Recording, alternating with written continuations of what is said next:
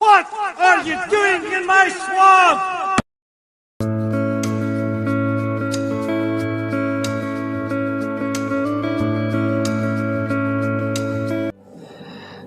Hello everybody, this is Overboy, and I'm going to be doing my review for the 1940 movie Pinocchio.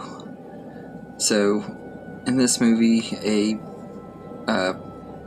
woodcarver named Geppetto has built a marionette puppet, and one night he wishes on a star that Pinocchio would be a real boy, and the blue fairy comes from the star and brings Pinocchio to life and tells him that he has to learn how to be strong and brave and a true friend and stuff, and loyal and stuff, and he in order to become a real boy, and she appoints Jiminy Cricket to be his conscience. And Geppetto wakes up in the middle of the night and finds that Pinocchio is alive and is extremely excited and happy and stuff. The next day he sends him off by himself to school, and Pinocchio gets picked up by Honest John, and I can't remember what the cat's name is. Honest John is a fox, so I can't remember the cat, but they take Pinocchio to Stromboli, who is puts him in a puppet show and is planning on enslaving him to do other puppet shows later.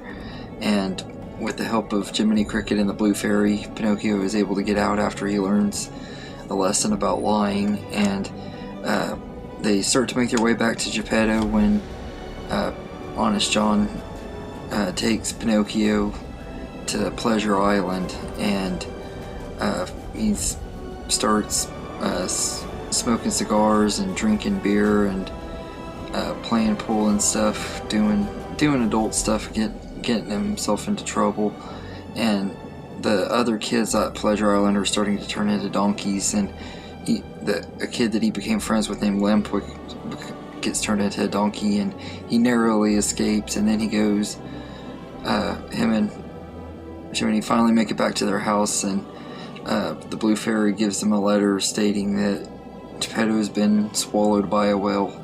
So Pinocchio and Jiminy Cricket have to go to find this well and try to find a way to save Geppetto and his pets, because for some reason Geppetto took his pet cat and his pet fish with him in to look for Pinocchio when he got ate by a whale. I can understand taking the cat, but why take a fish with you? I never understood that part fully. I think taking a cat on a crazy trip like that is crazy enough, but anyway, it all comes down to Pinocchio saving Geppetto, and then since he's learned how to be brave and learned lessons along the way of this movie about temptation and lying and stuff, he's turned into a real boy, and they all live happily ever after. That's the story of Pinocchio. But this is one of the Disney movies that I used to watch all the time as a kid. It's one of the first ones I really remember watching too. But I've always really loved this movie. The story is just a lot of fun, and it's really, really well paced. It flies by. The movie's only an hour and 27 minutes, and it goes by really fast. I love that about it. It's just a lot of fun from start to finish, and everything, and it gets you engaged into the story. Pinocchio, I think, is just a very lovable character. I can't help but love him. He's just really likable, and Jiminy Cricket is also great. Hey, I love him. He's really fun. He's funny, but he's also a good friend and just a really likable character. I really like Jiminy Cricket too. And Geppetto, I think, is really lovable too, although I do have some issues with Geppetto. I wish we could have seen more about what he was like before he built Pinocchio, what inspired him to build Pinocchio and stuff. That they kind of give you hints about it in the movie, but I would have liked to see more about Geppetto and stuff and everything. I'm hoping that's something that they do in the live action version and everything, is they give Geppetto more to do, show more of his backstory and what maybe even show what got him into making all the wood carvings that he makes and stuff. That'd be pretty cool too. And I also really want to see like how he got into the well, because they never really explain that. They do a little bit of exposition dump when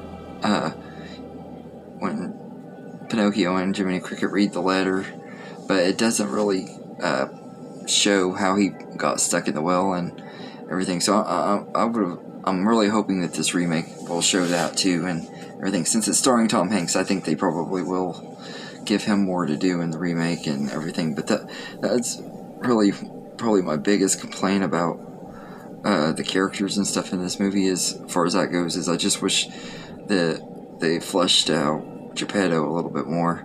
I also love his pets, Figaro the cat and Cleo the fish. They're both really lovable and really cute, especially Cleo. I just think she's adorable.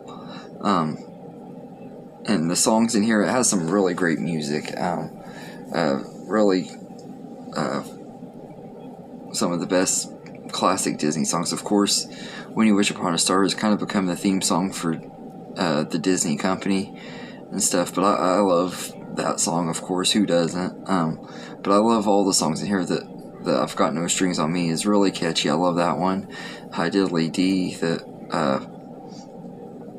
Always Let Your Conscience Be Your Guide. All the songs in this movie are really good and everything, but of course When You Wish Upon a Star is my favorite, which I think that'd be most people's favorite, and everything. But and I think the animation holds up really well. There are some spots where it does look a little bit dated. You could tell they didn't have everything they needed, but for the most part it holds up very good. For being 82 years old, it holds up very good. So I'm not really going to complain about it being really dated, because for being as old as it is, it holds up really well and everything. So,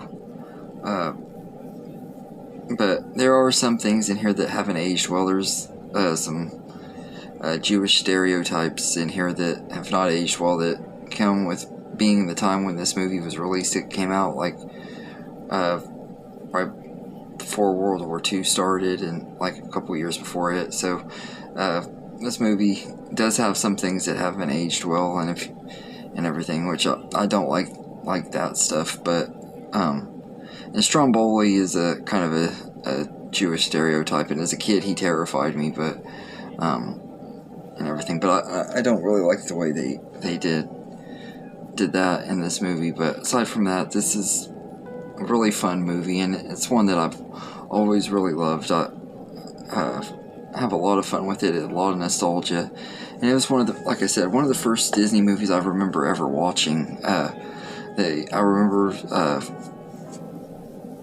when I was a kid, I think my grandparents rented it from the video store or something, and that's why we watched it. But it's a great movie, and it is a classic and everything. It deserves the love it gets all these years later. It really is still one of the best out of the Disney classics for sure. So I'd say I'd give it a 9.5 out of 10. It's a really great movie. It has a few issues with stuff being dated and stuff, but aside from that, it's a good movie and everything. And I really enjoyed this one quite a bit. So anyway, let me know in the comments what you think of Pinocchio, and hope you enjoyed this video, and have a good day, everybody.